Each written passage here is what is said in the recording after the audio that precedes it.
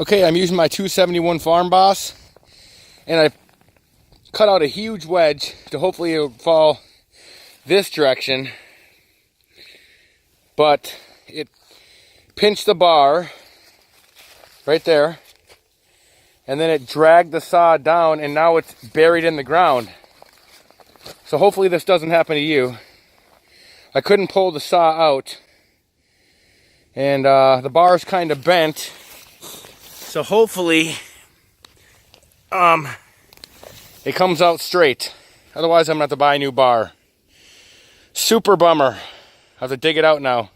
Okay, I was able to get a shovel and dig it out. The saw was running as it happened, and as it got put in the ground.